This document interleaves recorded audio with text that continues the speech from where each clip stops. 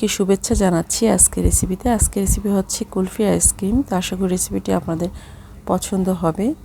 তো দেখতে পাচ্ছেন একটি প্যানে আমি 1.5 কাপের মতো লিকুইড মিল্ক নিয়ে নিয়েছি। এই মিল্কটা ভালো করে জাল করে 3 কাপ ছিল, সেখানে 1.5 কাপ করে নিয়েছি, একটু ঘন করে নিয়েছি। আর দিয়েছি 1 টেবিল চামচের মতো চিনি। চিনিটা আমি এখানে 2 টেবিল চামচ দিয়েছি, 1 টেবিল চামচ আরও দিয়ে নেবেন, কারণ ভিডিও করার টাইমে এটা স্কিপ হয়ে গেছিলো। 2 টেবিল চামচের মতো চিনি দিয়ে নেবেন। আর এখানে দেওয়া হচ্ছে 2 টেবিল চামচের মতো কর্নফ্লাওয়ার। তো কর্নফ্লাওয়ারটা ভালো করে লিকুইড মিল্কের সাথে ভালো করে কিন্তু মিশিয়ে নিতে হবে। এখন কিন্তু জাল অন করিনি, এখন জাল অন করে দিয়েছি। দেখতে পাচ্ছেন সুন্দর করে এটা কিন্তু অনবরত নেড়ে একটু ঘন করে নিতে হবে। আর কোনো কিছু অ্যাড করার দরকার নেই।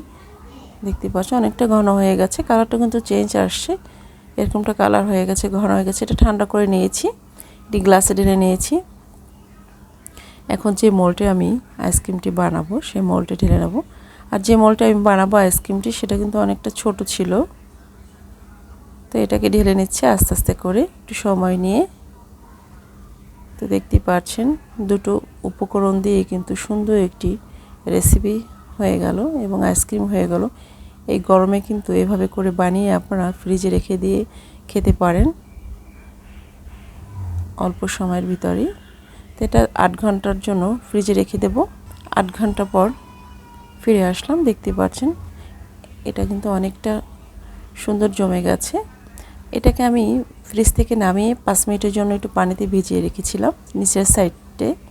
তো এভাবে করে সুন্দর করে তারপর কিন্তু উঠে গেছে। এভাবে করে দেখতেই পাচ্ছেন কতটা সুন্দর উঠে যাচ্ছে আইসক্রিমগুলো।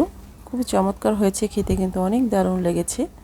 অবশ্যই আপনার বাসায় ট্রাই করে দেখতে পারেন এই রেসিপিটি। আমার চ্যানেলটিকে যারা এখনও সাবস্ক্রাইব করেননি তারা অবশ্যই সাবস্ক্রাইব করে নেবেন, এবং অলরেডি যারা করে ফেলেছেন তাদেরকে অসংখ্য ধন্যবাদ। তো দেখতেই পাচ্ছেন একটু টুটি ফুটি দিয়ে সাজিয়ে নিলাম, কত চমৎকার হয়েছে, খেতে কিন্তু দারুণ লাগে। ভালো থাকবেন, সুস্থ থাকবেন, আল্লাহ হাফিজ।